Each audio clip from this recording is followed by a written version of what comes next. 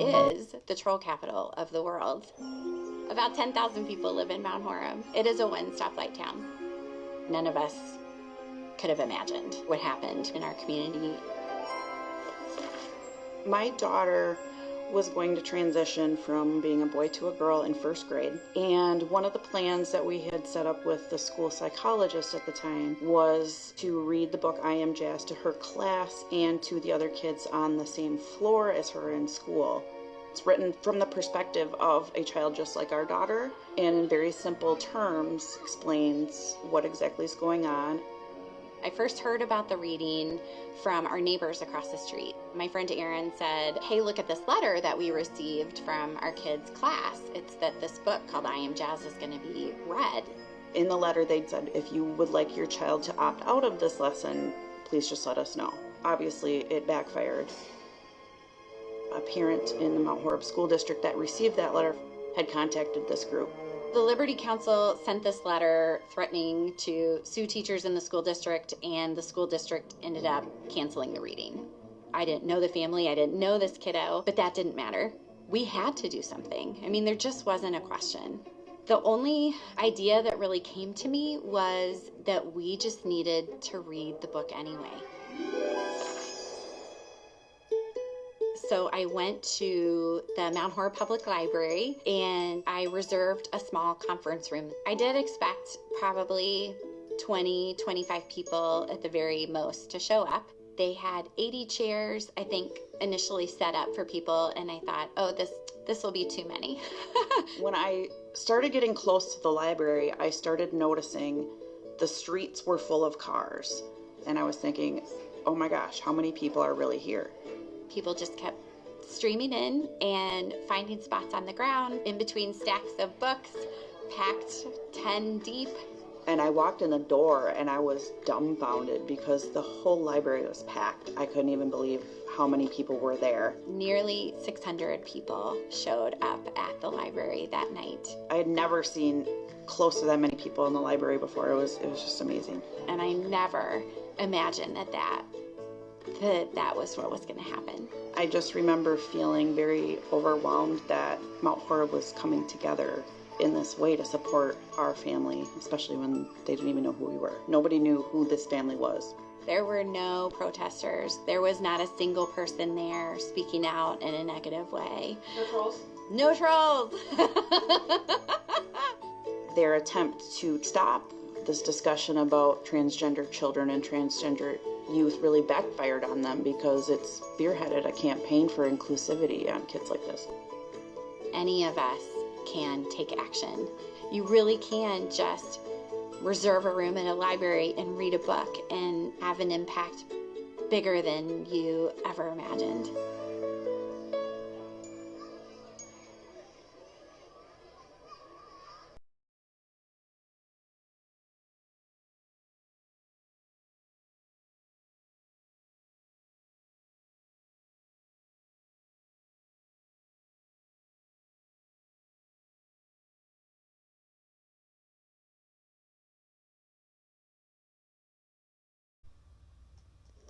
Hello, this is Jazz Jennings, and I am going to do a reading of my book, I Am Jazz. I am Jazz. For as long as I can remember, my favorite color has been pink. My second favorite color is silver, and my third favorite color is green. Here are some of my other favorite things: dancing, singing, backflips, drawing, soccer, swimming, makeup, and pretending I'm a pop star. Most of all, I love mermaids. Sometimes I even wear a mermaid tail in the pool. My best friends are Samantha and Casey. We always have fun together. We like high heels and princess gowns, or cartwheels and trampolines. But I'm not exactly like Samantha and Casey. I have a girl brain, but a boy body. This is called transgender. I was born this way.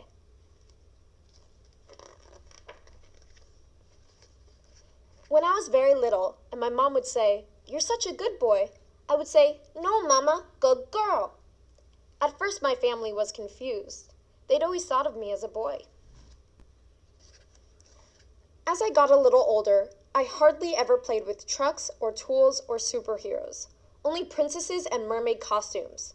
My brothers told me this was girl stuff. I kept right on playing. My sister says I was always talking to her about my girl thoughts and my girl dreams and how one day I would be a beautiful lady. She would giggle and say, "You're a funny kid." Sometimes my parents let me wear my sister's dresses around the house, but whenever we went out, I had to put on my boy clothes again. This made me mad. Still, I never gave up trying to convince them. Pretending I was a boy felt like telling a lie. Then, one amazing day, everything changed. Mom and Dad took me to meet a new doctor who asked me lots and lots of questions. Afterward, the doctor spoke to my parents, and I heard the word transgender for the very first time. That night at bedtime, my parents both hugged me and said, "We understand now. Be who you are. We love you no matter what." This made me smile and smile and smile. Mom and Dad told me I could start wearing girl clothes to school and growing my hair long. They even let me change my name to Jazz. Being Jazz felt much more like being me.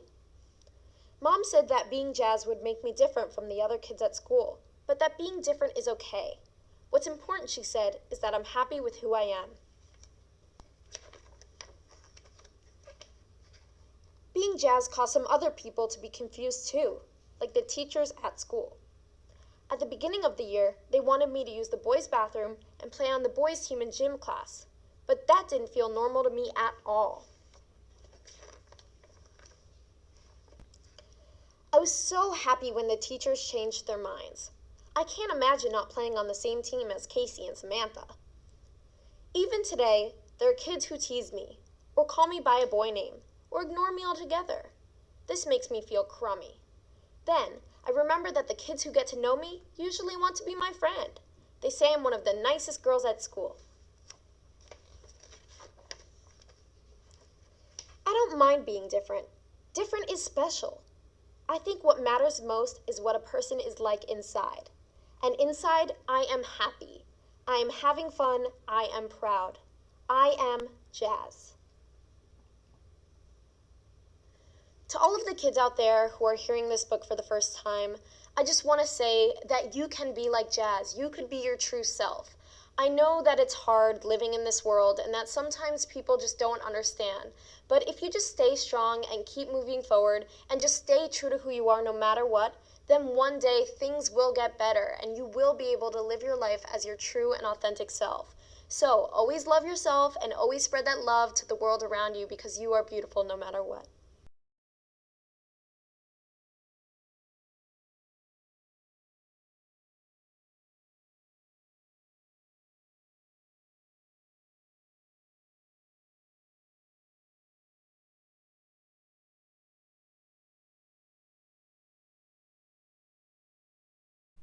Eagle 1, 2, 3. Today we will read When Aiden Became a Brother. Written by Kyle Lukoff. Illustrated by Kailani Juanita. When Aiden was born, everyone thought he was a girl. His parents gave him a pretty name. His room looked like a girl's room, and he wore clothes that other girls liked wearing. But as Aiden got bigger, he hated the sound of his name. He felt like his room belonged to someone else, and he always ripped or stained his clothes accidentally on purpose. Everyone thought he was just a different kind of girl.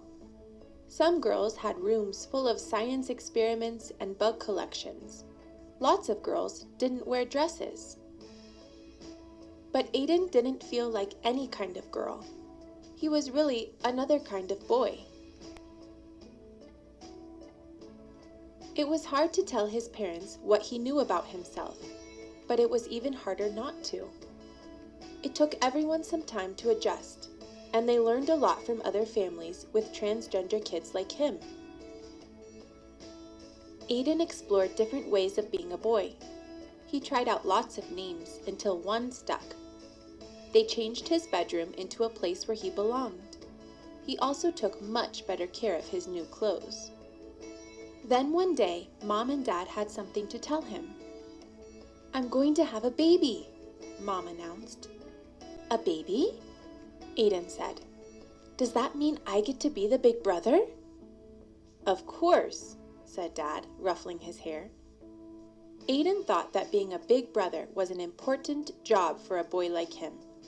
He wanted to make sure this baby would feel understood right away. The baby needed clothes, so Aiden and his mom went shopping. There were so many choices. Would the baby like seahorses or penguins better? "Are you having a boy or a girl?" asked a lady. Aiden didn't like it when people asked if he was a boy or a girl, and he hoped the baby couldn't hear yet.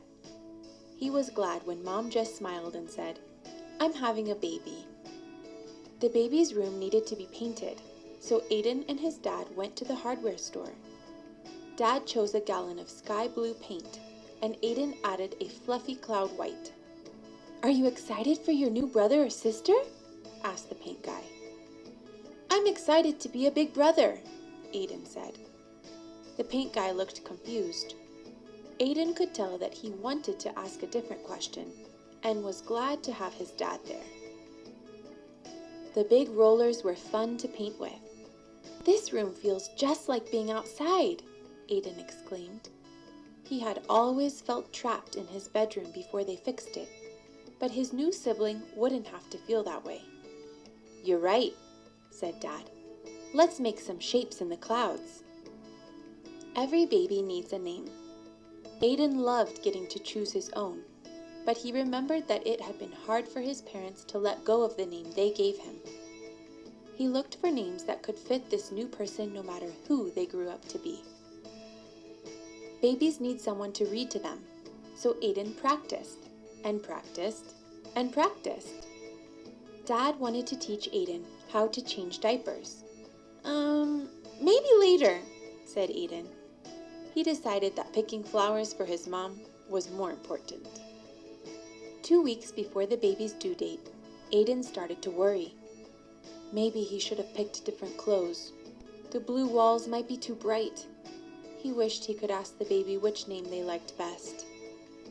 Mom came to tuck him in. "Are you feeling okay, sweetie?" she asked. Aiden put his hands over where he thought the baby's ears would be.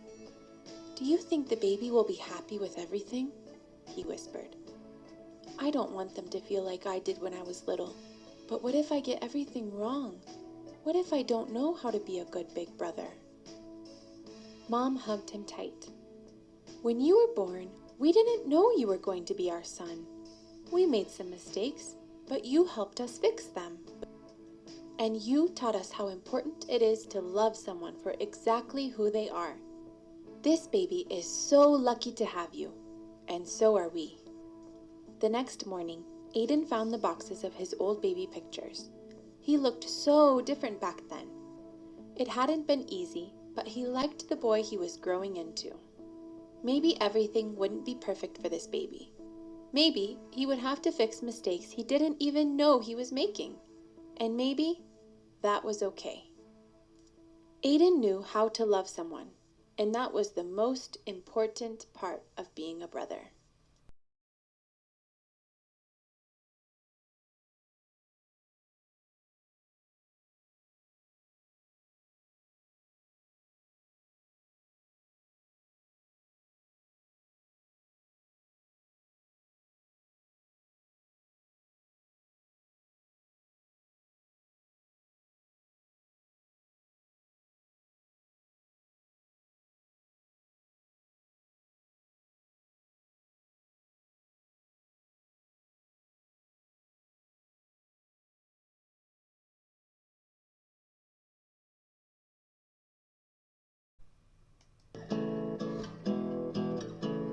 Hello, everyone. My name's Deshauna. My name is Trinity. We're mom and daughter. Trinity is my oldest of 4 kids. She's a big sister and has a lot of fun with her little siblings.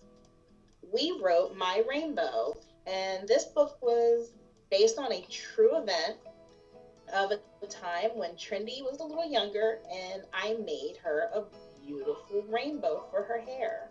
So let's get into it. Oh, and if you want to have fun, see if you can see where our pet pig Peter Porker is at on each page. Trinity and her siblings played in the warm morning sunlight. Trinity stroked Peter Porker's long mane.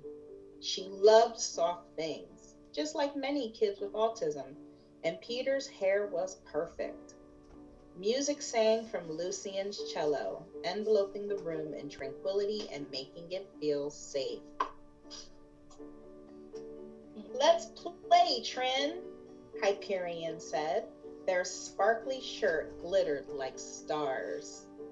Sometimes Trinity and Hyperion's dolls were video gamers. Sometimes they were astronauts. Little Thane's toy was a hot dog this time. Their dolls could be anything, just like Mom said they could. Trinity stayed with her doll long after everyone found other things to do. Trinity stared at its long curly hair and beautiful dark skin. She touched her own short hair. "What's the matter, baby?" Mom asked. Trinity blew out a gust of breath in frustration. "I can't be a girl." "Oh?" Mom said. "Why is that?" Because why?" Trinity glanced up. I need long hair. Girls can have short hair, see? Mom ran a hand over her short black hair. "I'm a girl too." Trinity's frown only deepened. I don't think you understand, Mom. I'm a transgender girl. Mom blinked with surprise. Trinity's gender was part of what made her a masterpiece, just like her autism and her black skin. But Trinity was trying to tell her something important. Mom closed her laptop and sat down next to Trinity. "I'm listening." Trinity let out a big breath, as if she had been holding it forever. People don't care if cisgender girls, like you, have short hair, but it's different for transgender girls. I need long hair. Mom thought for a long moment. "You're right. It is different for me." She peered at each of her children. "We are all a little different from one another. You're a beautiful rainbow, Trinity." I don't feel like a rainbow right now. Mom knew Trinity struggled to grow her hair long. She hated how it made her itchy when it was growing out. But Trinity knew herself best of all. And if she said she needed long hair, she needed long hair. With a sigh, Trinity picked up a pink comb and began smoothing her doll's hair. When Dad came home from work, Mom was still thinking about what Trinity had said. "I have to make things right," Mom said. "But how?" "I don't know," Dad said. Mom didn't know either. Lucian peeked around the corner. "I think I can help." Mom grabbed her purse. Lucian led her across the street to the beauty store. There were so many choices. "That one is too long," Lucian said. "Trinity doesn't like hair touching her neck." "And that one's too straight," Mom said next. "She's a beautiful black girl, and her curly hair is already perfect." "None of these feel right," she sighed. Lucian thought hard. "I know what we need. Trinity needs her very own rainbow." That night, as all her children slept, Mom sat down with her laptop, a hair needle, thread, and a wig cap.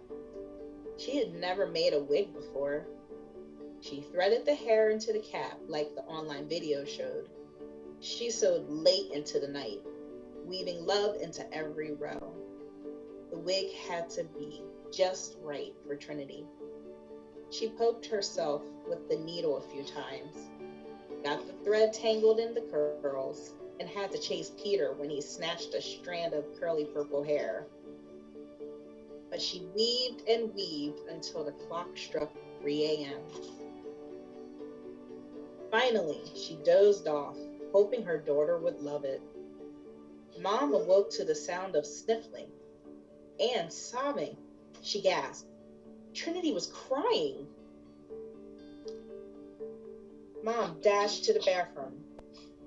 The wig was big and fluffy on Trinity's head. The springy, curly, teal blue, dark pink, and purple hair that Lucian had chosen lit up the whole room. Trinity's eyes sparkled. She was crying tears of joy. She ran her fingers through the curls. It's me, Mom. My hair's finally hung. It's my rainbow. Lucian bounded into the bathroom with the rest of the family behind him to see Trinity's reaction. Thank you, Trinity said. I love my rainbow. And we love you, my heart. The end.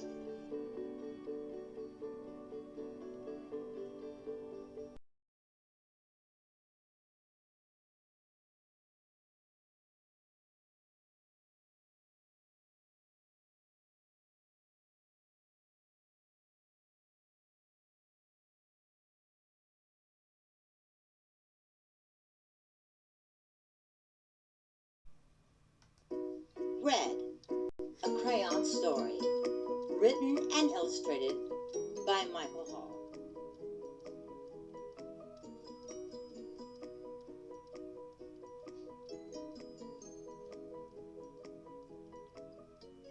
He was red, but he wasn't very good at it. Oh dear. His teacher thought he needed more practice. I'll draw a red strawberry, then you draw a red strawberry. You can do this, really. But he couldn't, really. Like this? Oh my, let's try again. His mother thought he needed to mix with other colors. Why don't you two go out and draw a nice round orange? A really big one. A really orange one.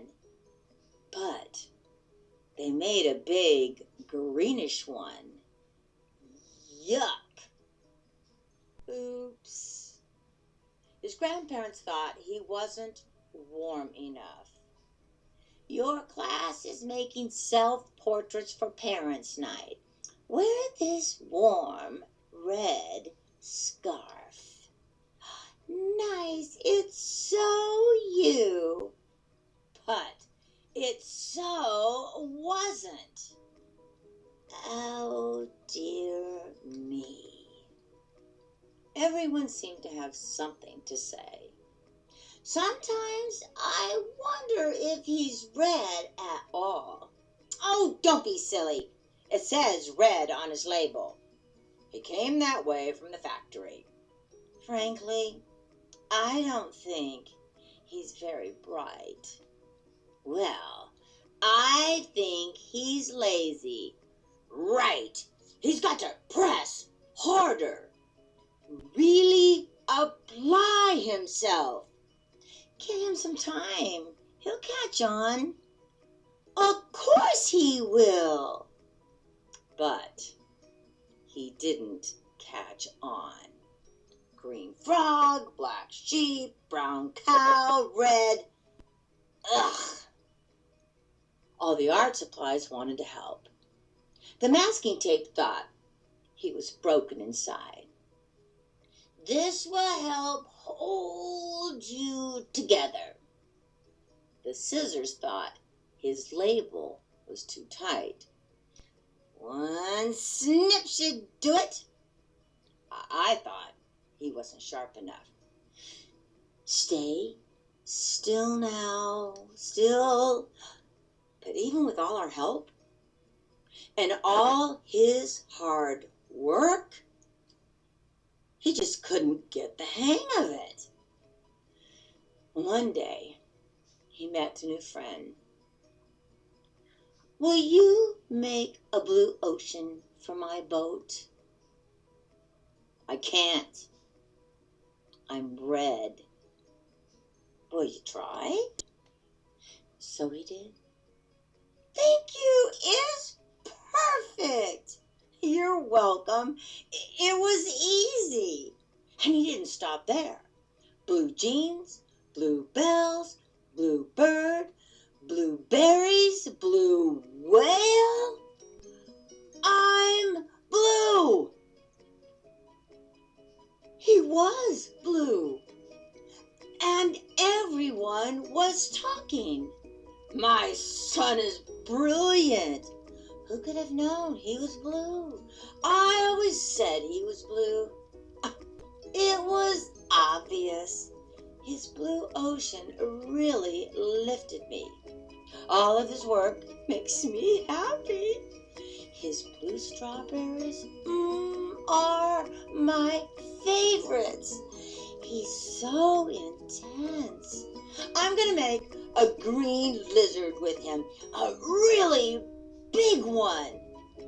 I hear he's working on a huge new project.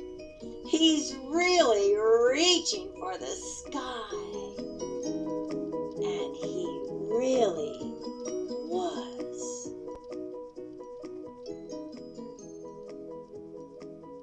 Isn't it a beautiful day? It's perfect. And that is Red, a crayon's story.